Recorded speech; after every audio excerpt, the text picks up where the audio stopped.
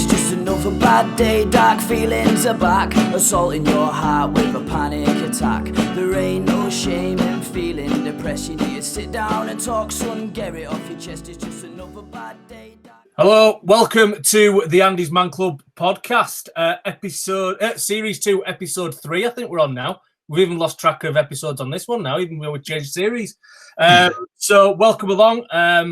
My name's Andy G, and I'm joined by, first of all, my co-host, Luke Ambler. And we have another amazing guest with us today that we're going to get straight in and deep with. So, Brad, do you want to introduce yourself, mate? Yeah, of course. So my name's Brad Gartland, and to be honest, up until about 4 years ago, I never understood the importance of talking and understood the importance of mental health until my dad took his own life in August 2016. So yeah, it was kind of like a big wake-up call, really, and you know, like if it could affect him, then it could affect anyone. So I believe that my purpose now is to kind of like raise the importance of making people aware that they can talk. So. Brad's probably one of the best souls I've ever met. It takes people years and years to be able to articulate what Brad's been through and be able to give back. Like, it takes years. And the way Brad, in them early stages, after the complete tragedy, and I saw it, firsthand, were horrendous what your family were going through. But the way you jumped on, came on the walk to London, I just remember meeting you. And an interesting thing that most people won't know is, when we first used to do a lot of videos, Brad's were actually the highest ever viewing video that we ever did. He got his phone at home one day and just pressed record and did such a powerful account, didn't you? Do you remember, Brad? Yeah, I do, yeah. I tried to find it. It wouldn't let me do it, but it was at that time like the highest because it just resonated with so many people. Yeah, I remember that. It was just after the park, wasn't it, I think? Yeah. It's around that time. Yeah, just after that. What have you been up to, Brad? Because like this podcast, we try and keep it as just as like three blokes talking. And we do what we do in the middle. We'll have a little ANDYSMANCLUB session, but it's been that long, and we've literally just hit record on purpose so that there is no. We're catching up now. So what have you been doing? Because last time I'd spoke to you, it would have been you were at uni. Yeah. And I know life's changed a bit for you, hasn't it? You've passed all that. Yeah. So I graduated last June from university.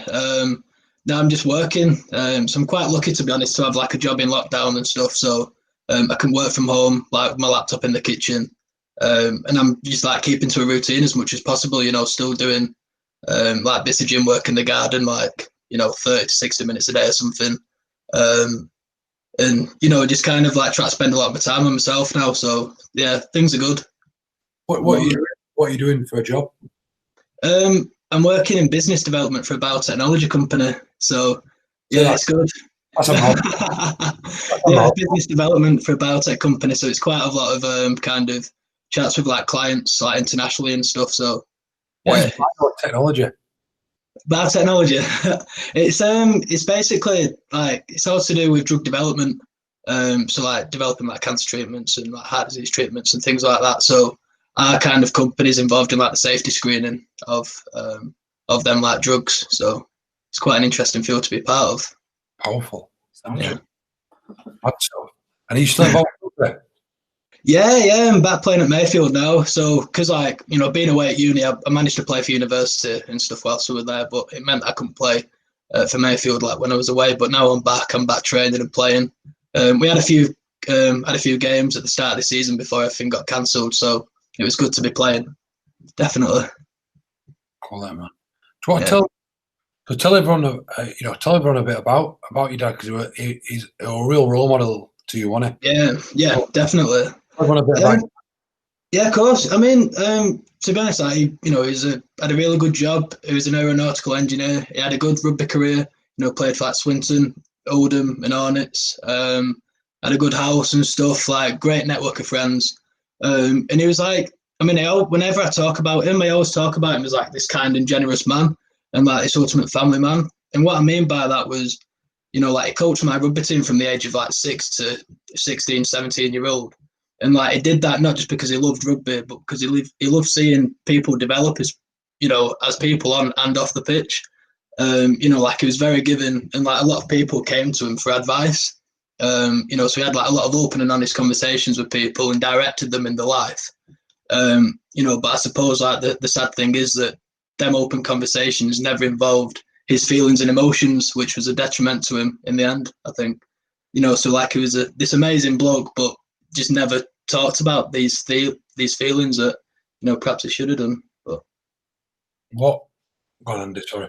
I was just about to say, though, you said a little earlier as well that if it could, you know, if something like this could affect your dad, so somebody like your dad so deeply, obviously, you know, it's like you said, it can affect anybody at any time, isn't it? And you know, just like I said, rings true with a lot of things that we've said with Andy's Man Club, really. So, you'd want to tell everyone about the impact that have, because a lot of the time we get, you know, people on podcasts or interviews, and it's, you know, my brother-in-law died, my brother, my son, but it's, you know, it's not often, you know, a lot of people come and talk about their old man, you know, the life, you know, and you will be the man you are now. Obviously, you'll owe a lot of that to him, but you got more to yourself as well for the role model that you've become. What was that like just after? Like, I mean, from like these like past 4 years, like a complete roller coaster. But like initially, it was just numbness, you know, because like 1 minute we were there, like on the Friday morning, and then, you know, like it just didn't come back. That was it. Like he left the door and didn't come back, you know. So you know, it was a lot to process, and it's probably like how I became really numb for quite a while, I suppose. And I actually remember like the day after, Mayfield had a cup game in like some Conference Challenge Cup trophy, and I just went and watched it straight away. You know, like I just went and surrounded myself with like the rugby community, just because I knew how fundamental they were going to be in terms of like my like recovery and kind of like the journey onwards from that. And then obviously like I went back to uni because I was going into my second year. So like I didn't see him as much anyway when I was at uni, because, you know, he just had the FaceTimes and the calls. So it wasn't like I was missing his physical interaction at first, you know, like physically seeing him.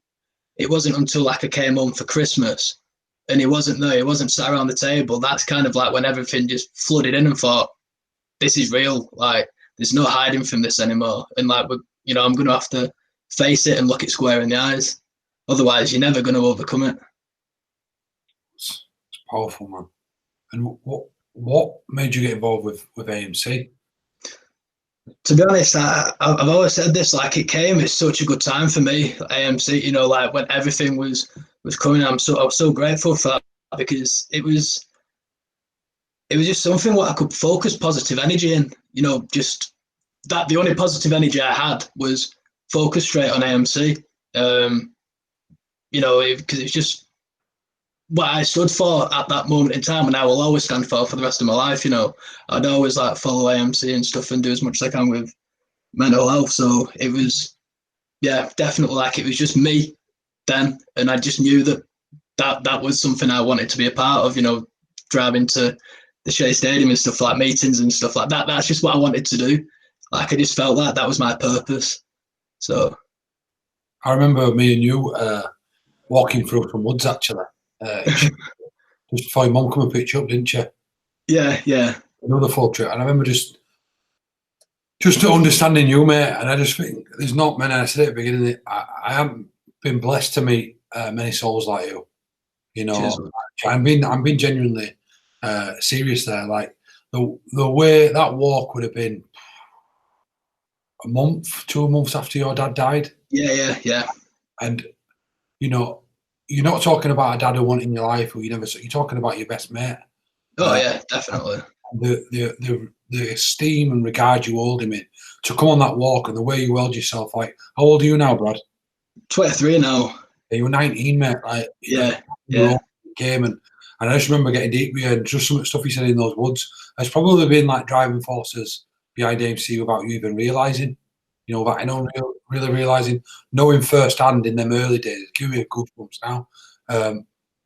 Like the way that it helped you, the families, because most people don't know that it were never about in the early stages, the Andys, the Steves, the Johns. It were actually about the families stopping. Yeah. When it were a failure in my eyes at that point, because it's like, fuck, we've let him down. but the way that you brought your positive energy were like nothing I'd ever seen before, and it was just like that. Do you know what? Like, you're not going to be able to save everyone straight away, but hopefully one day, we can keep doing that. And I think that's what you brought that in bags, mate, in bags, and I think you've got to be so proud of yourself for the way you carry yourself. Thank you, really appreciate that. And I actually remember as well, like walking over, like it must have been like some hill somewhere, and one of the guys were playing like music on shuffle, and it was just completely random music, and my dad's funeral song came on. All of a sudden, I was like, it just hit me then, thinking like, this is why I'm doing this. Like, this is it. This is everything that I'm working for now is there. So, and it kind of like sent massive goosebumps and like a massive lump in my throat and stuff. But even though it did that, it gave me the extra strength to carry on. So. It's mad how those things happen as well, isn't it? That you can be on this thing and all of a sudden something like that hits you. But obviously I never met you or your dad, but he was somebody that I was very aware of, because obviously I started Oldham's Andy's Man Club.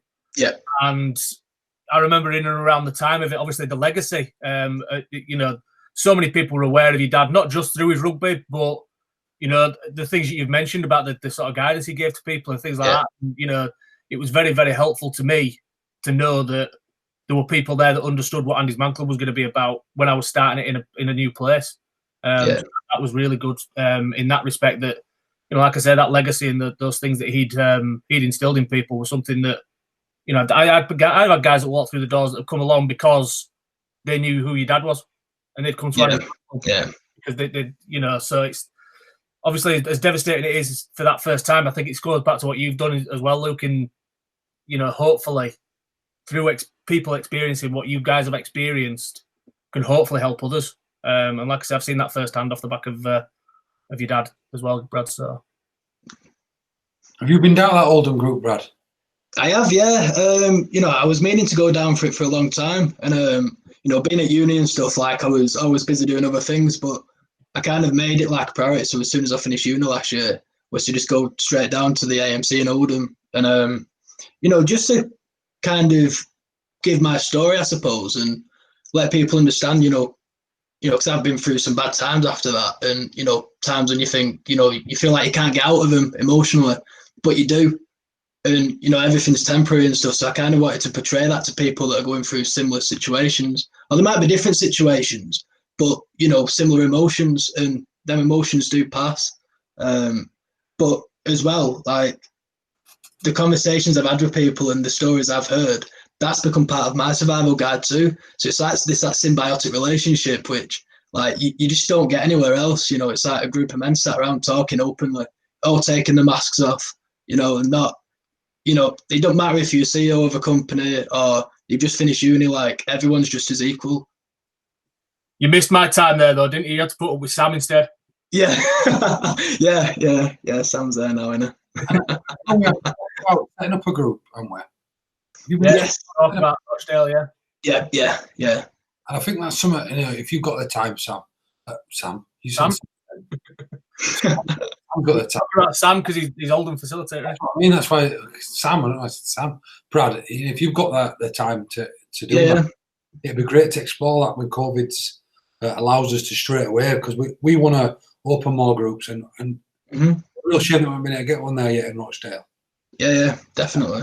I think if we can do that, what a nice thing to do for you, for your dad. And the Gartland Foundation have done all sorts of stuff for AMC and fundraisers, so, and yourself, do you know what I mean? So I think definitely. Be absolutely massive, that. Love that. That'd be good. Because you're already an existing brother of the Brotherhood, this bit will come easy to you. Andy always likes to run an Andy's Man Club, Andy's Man Club podcast. It won't be about it, so just gives us a chance just to delve a bit deeper as well. I think it's great as well to show other people that we've done this on however many podcasts now, and exactly the same. It is just lads sat around having a chat, and I think it's important to show that. So we'll start with, how's your week been? My week this week, talked a couple of weeks ago about how I was sort of having, if I was ever having a low point through lockdown and all that sort of stuff, it was coming at the weekends, and it was coming at a time when normally I'd be sort of pursuing social things or things that I enjoy, like sport or whatever it might be, watching, obviously, before you start, Luke. And I've noticed a lack of those, but the last few weeks I've really made sure that I've fought against that. I made sure that I've foreseen it coming and I've sort of noticed the pattern and made sure that I'm going to kick back against that and not let that happen, and make sure I'm more present for myself as well as those around me. So yeah, I've made sure that I've made positive strides in that sense. So I've had a pretty positive week. We'll come on to yourself, Luke. How's your week been? A weird week. I'm in a transition phase at the minute of just looking what I'm going to do next with my life. And that sounds a bit of a deep one straight off on how's your week been, but just do some self-reflection a minute about where I want to go and what I want to do long term. And I try not to look too far ahead, but I think a lot of people we get on, they'll talk about their plan and the visions, and at times I've mentioned it briefly in some of these podcasts that, maybe now a lot of my vision is around A&T. That's my, the vision, but day-to-day stuff, putting the bread on the table. I need to look at what's going to be viable. And one thing that is nice coming out of it is my missus has obviously got word that she'll be able to open up her business soon. I know she's looking forward to it. So I get to come in and do these podcasts on a Tuesday, which are great, albeit voluntary. She's going back to she's going to go put bread on the table and I'm going to eat it. So I think giving her that and letting her be, the main character of the story. We often, when we've had discussions in past, I had to play a big part role in your movie, So I think the fact that she's getting to do that, I'm looking forward to staying at home for a bit with kids until, that day comes when they can go to grandparents and I can go out on my own all day. But yeah, overall, a bit of a weird week. Brilliant. Cheers, Luke. Brad, how's your week been?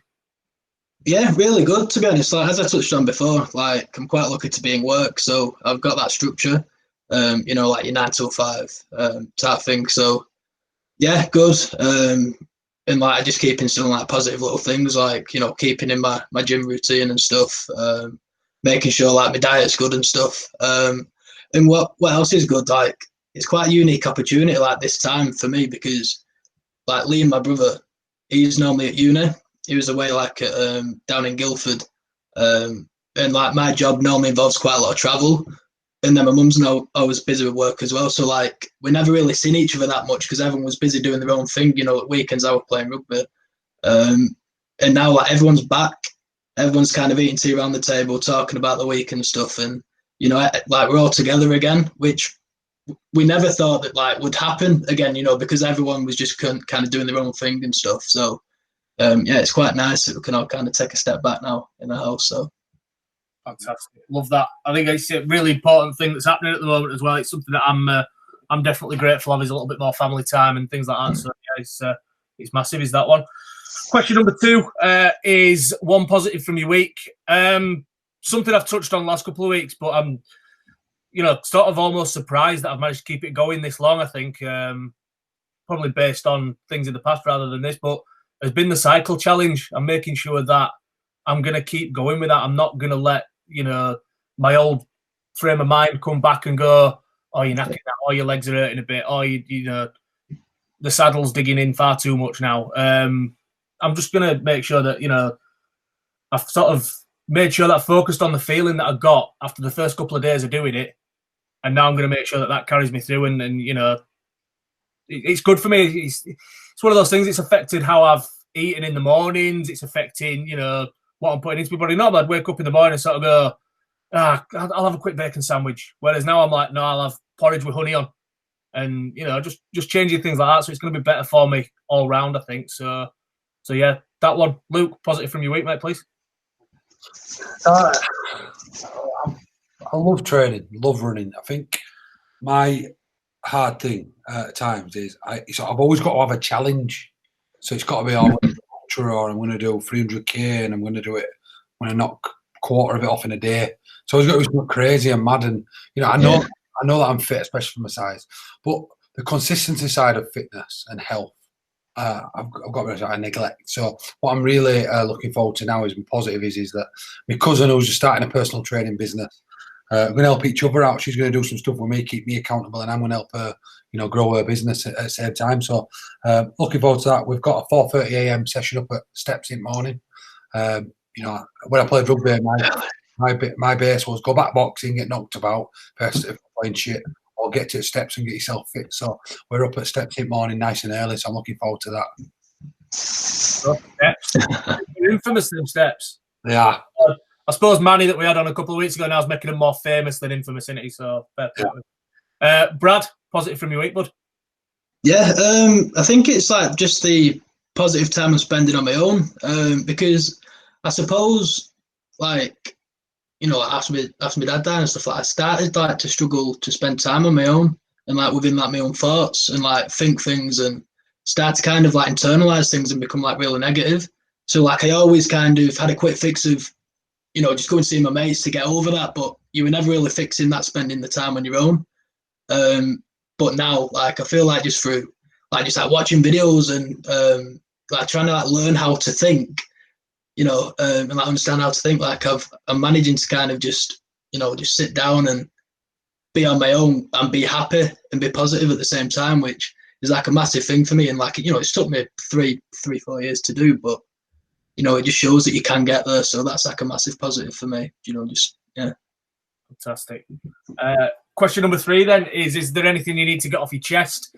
I'm in a fortunate position at the moment. There's nothing I really need to get off my chest, so I'll pass it over to you, Mr. Ambler. Just spending more quality time with the kids has been great. It's a positive. But I still, in January, I decided, December, New Year's Eve, is the best way to explain it, that I would have a social media break, and I loved it. A bit daft to just open up a coffee shop at the time when I probably needed to utilise my social media. But daft. But I have these periods all the time where I don't really like social media. I don't. Andy, you've been around a while now. I have these times. Brad, you might have seen me put it on at times. Yeah. I'm going ghost mode, and I enjoy getting off it. Then I have this thing. Shit, like, is it going to affect my business? Do I need Andy's Man Club to help that? Do I need to do it for my speaking business? Are people going to know that I'm still around? You have to stay relevant. Yeah. I had a plan to go off it for 6 months, and I reckon last month I spent more time on it than I did all the last year. I just find myself dipping onto it. My screen time would never been more than an hour, 2 hours max, and some days it's frightening. And that's in and amongst getting up at 6 a.m. with kids and doing stuff, and I'm here and there, and I'm still being productive for them. But I reckon it does affect your mental health. I reckon it does. It affects it. I feel myself getting agitated because everything's so instant on your phone. When your kids aren't quite doing what you say or things aren't quite going, you can get a little bit built up. So you get off my chest is that I really want to come back off social media. How I fit that into my life and my regime, because everything that I'm trying to build at the minute is online, so I need it. I'm just trying to work out how to have the best relationship with it. Yeah, we've still been able to put enough on that's going to help inspire and motivate people, but at the same time, not be putting my life on there and not be feeling like that I owe it something, that I've got to be constantly posting. For 4 years, it just feels like I've constantly had to give, and the more you give, the more it takes from you. That's what I've thought. So yeah, that'd be my offload, that social media at times can be the devil. And I really want to learn to control that devil. Nice one. Cheers for that, mate. Brad, anything from yourself? So like, I'm in like a good position like mentally at the moment, so I've got nothing really to get off my chest, like as such. But just kind of like just to let people know that like just even though like you might think look like you're having a really bad time now, like it will pass. Like just hold on through them storms. Like because things will get better. But apart from that, I've got nothing to get off my chest. Brad, that one you sort of touched on earlier about how bad it got for you. How bad did it? How bad did that storm get for you? How low did you? Yeah, I mean, to be honest, like, so the January, February time afterwards, so like Jan, Feb 2017, it was kind of, yeah, just not good at all, really. Like, I just kind of wanted to drop out of uni, like, quite, like, a little negative thoughts and stuff like that. And, like, I was like, I just told my mum, I said, like, I need a counsellor. You know, like, you need to be able to get someone to offload to, and kind of like build a bit of a relationship up with, and that really helped as well. And to be honest, like, after that, things got better, but then you like took a little dip again, and then I just knew that I could get that counsellor back. So I think it was like last March, as I was like finishing my final year and like had my final exams and dissertation, I could feel myself kind of like slipping back into my old self, you know, negative self-talk, beating myself up, you know, mentally about things, putting a lot of pressure on myself. And I just knew that I had to just get straight back to that counselling stuff and just kind of like offload things and probably say stuff that I'd not said within them 3 years, but I needed to say. And by saying them, it just helped me so much more. And like, it just helps you get to where I am today, you know.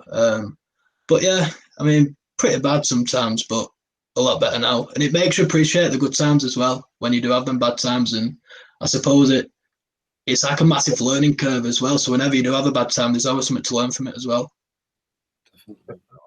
Definitely. Right, question number 4. What's your favourite quote and why? I could go with all sorts of quotes here. I could go with film quotes from films that me and my brothers grew up watching and all sorts of stuff, but they won't really have much relevance to anybody else apart from me and my brothers. So I'm going to go with a conversation that I had with somebody last week, and it was actually something that I've taken from listening to your self-talk, Luke, and obviously being surrounded by yourself and that positive energy. But it's where focus goes, energy flows. And when you focus on the positives, it's amazing what positives follow as a result of that. And, you know, when you fix a mindset on, you know what, I'm going to be positive, I'm going to make positive strides here, and I'm going to do positive things, the positive things that follow, you know, it's so easy. And I've done it, I'm guilty of it. And, you know, I spoke to you about it a couple of weeks ago, Luke, that I found myself in a situation where I can massively overthink stuff and get inside my own head and doubt myself and all these other things. Whereas if I just flip that mindset on its head and just went, nah, come on, focus on the positive for now, the positives that will follow. And, you know, I've seen evidence of it. So, yeah, it's one of yours, I suppose, I think, Luke. But knowing you probably took it from somebody else anyway.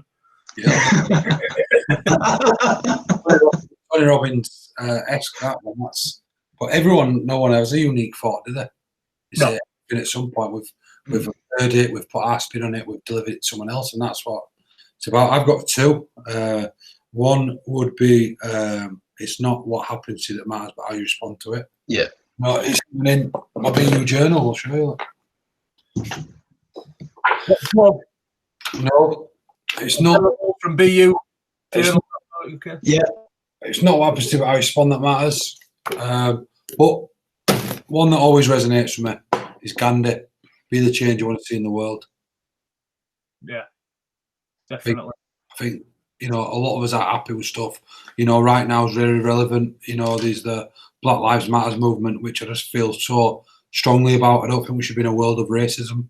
I just don't get it. I just don't understand how we can live in this time, period of time, and still have racist views. You know, just like understand sexist views or you know, what sexuality someone wants to be. It's just madness.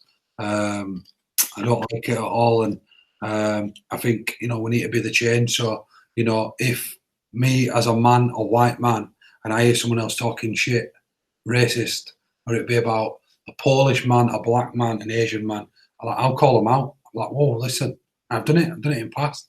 You know, I've said, whoa, don't talk like that in front of me. You know, that's not what I want to hear. I'm not saying I've been perfect my whole life, but who has?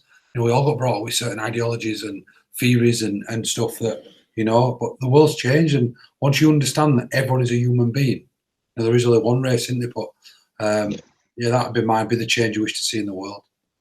Love those. Anything from yourself, Brad? Favourite quote? Yeah, she got me thinking then, because, you know, like, it's just, because I've not heard the questions beforehand at all, so True. got a bit panicked. To be fair, I think you put it on the other day at ANDYSMANCLUB and stuff, and I shared it. It was one day, like, you'll tell your story of what you've gone through, and it'll be someone else's survival guide. You you know, it's quite powerful. Like it kind of like hits to me as well because like it's so true. So yeah, definitely that quote. Love it. Brilliant. I got so caught up in that I forgot to look at question 5. Question 5: what is your favourite place to chill? Since lockdown and everything like that started, we've spent an awful lot of time in our garden. This time last year, we were going through. My garden was the least favourite place for me to be because every time I was going into it, I was having to dig it up and work my ass off when I were in it, and it were knackering. So, but that hard work's been worth it now because I love to chill in my garden. It's been an absolute godsend since obviously lockdown, and little boy and all the rest of it. He's loved being out there. So my favourite place to chill is in my garden. Where's yours, Luke? You've probably got about 100. I have got, but one that will always be relevant is a red hot bath with lights off, couple light, candle lights. That'll always be mine. Nice. I love that. It doesn't sound the most masculine of things, but we're not here to judge, are we? ITSMANCLUB, mate, we don't judge. You can judge me. All right, I'm big enough to accept it. I do. I like it. I like getting my candles lit. I like it being pitch black. And I like just sitting in bath. Again, I'd like to do it like I used to in olden days with no technology, just a bit of music on. Yeah, I'm looking forward to that tonight. Actually, a nice red hot bath. Yeah, nice. Brad, where's your favourite place to chill, mate? Do you know, I'm gonna have to steal yours, Andy. At the moment, it's in the garden. Like, it's just nice. Like, honest, it's just. I mean, like when I'm taking a break from work and stuff, just good to get out, like just a bit of fresh air and what have you. Like go on lots of walks as well and stuff and runs. But it's just, yeah, like really grateful for like just the space you've got at the back of the house. It's just nice. Definitely, it's like I said as well. It's one of those things that I think if I hadn't have had this time at home, it'd still be somewhere I was slightly overlooking. Yeah, I'd still be wanting to chill elsewhere. I'd still be wanting to get myself out of this. Yeah. Always are, but yeah, it's been great. Absolutely loved it. Yeah, everyone always wants to be on the move, don't they? All the time, that they don't appreciate what's like closest to them. Like, definitely. So there, again, another AMC in the bag. Brad, you're fortunate you've come on to Series 2 because we made some up in Series 2 called the 3-2-1. Oh God, it's not worrying. It's not. The first one is the 3, and it's just 3 positive coping strategies. Because I know you're really passionate about mental health, and not everyone will get this. Everyone's different. So, what's 3 positive coping strategies you believe for yourself, or it might be that actually other people could adopt? Yeah. So I mean, I did it the other weekend. Just basically, I just got some paper and I just like written down like things that benefit me positively and things that have negative impacts on me, just so I can kind of like separate them out, so you know which ones to focus on more, and ones some of them you can remove from your life. I mean, such as like spending too much time on your phone and stuff, like as you touched on before. Like once you become aware that has a negative impact, you can start to make a change. If you're not aware of it and you've not written it down and stuff, and you've not thought about it, then you'll just continue to do it. Another one for me is mindfulness as well. Like I love just kind of like guided meditations. Honestly, like it's just nice. It just like proper chills you out. And then the gym, like like the gym is just kind of something that you can kind of turn away and focus all your energy on that. And I suppose that is kind of like a sense of mindfulness as well, in terms of like you're just focusing on like the present and like the weights, the running and stuff, and you're not thinking about other things. So that first one you came out, the other 2 are brilliant, but the first one you came out with, I love that. Energy sheets, positive energies, negative energies, and anyone listening, go do that straight away. Write down all the positive energies in your life and all the negatives, people or activities. And like Brad said, then you've then got a choice. We talk a lot about choices on this podcast, about whether you go left and pick the positive energy, where you're going to put it. And like Andy said earlier, his favourite quote now is where focus goes, energy flows. You choose to focus on the negative energy sheet, that's where that energy is going to go. I never thought of it like that, about writing it down. That's something I'm going to do and give a go. And I'm going to have a little sheet of my positive energies that I'm going to put up in this office, actually. So negative, I might have it on as Andy or Sabrina, and then I know I don't go home. Number 2, so you've got 3 is the coping strategies, and then the 2 is 2 pieces of advice that you've either heard or that you want to give to people listening. I mean, in terms of advice, like through my experience, like sometimes there's times when you kind of think like that's it, you know, and like there's kind of no way out emotionally, and you're kind of going to stick in that state for quite a long time. But like my piece of advice would just be to remember that everything is temporary in life. Like your emotions are, like everything can just be spur of the moment, and just hold out through them, because you'll look back and you'll realize what you've overcome and you'll learn from that. And let's try to think what else. Like what was the question again? I got lost in the first point. I completely forgot. Completely forgot the question. 2 pieces of advice. Advice, God. Don't worry, mate. It's what it's about. It's real and life. Second piece of advice is just to, appreciate what's in front of you. Like, appreciate what's in front of you. You know, people kind of always look too far to find happiness and, you know, positivity, but sometimes like it can be right in front of you. People just overlook it, like whether that could be like a coffee at morning, your breakfast, like your meal and stuff, and be grateful for it. So like seek gratitude, in like the little things in life, because them little things build up to big things then, mentally. And the number 1 is what's one skill people could focus more on developing? I'd say self-awareness, because that's kind of like the basis to kind of building a positive life. So self-awareness in terms of, like I said before, like knowing what makes you feel good and knowing what makes you feel bad. Because once you can do that, then, like you said, you can write it down to a negative energy sheet and a positive energy sheet, and you can start to make them choices in life, because we're all accountable for the choices we make. You know, we need to make ourselves accountable.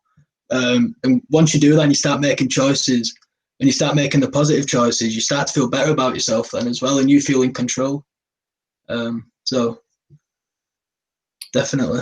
Brilliant. 3, 2, 1. Definitely. I'm liking these 3, 2, 1s. Good, isn't it? Yeah. Yeah, they're good, yeah. What's next for Brad?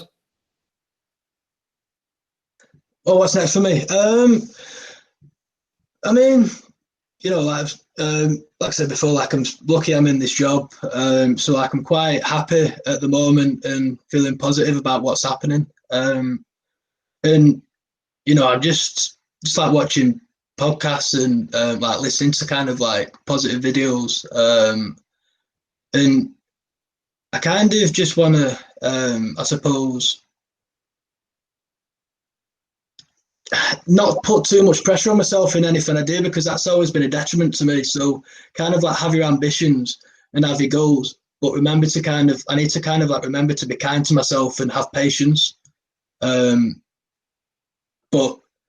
in terms of what's next, just kind of just remain in the direction I'm going, because I'm feeling quite positive at the moment, which is really good.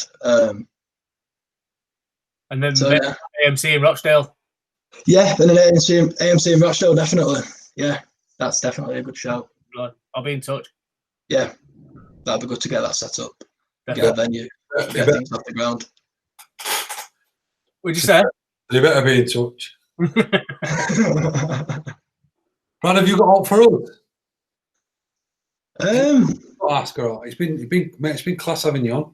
I mean that from my heart. Like, as soon as I thought about doing this podcast, I said to Andy, "You're on my board." Like, I really wanted to get you straight on, and it's. I think the approach you bring is just unbelievable. You know, I think people listening who are also, you know, young, who've seen that, you know, this guy lost his dad in the middle of a uni year, and he went back there and got his focus right. So he hit some low points, but didn't give in. You know, it'd been quite easy for you to give in, and people have said, "Oh, I understand why he's giving," but you didn't.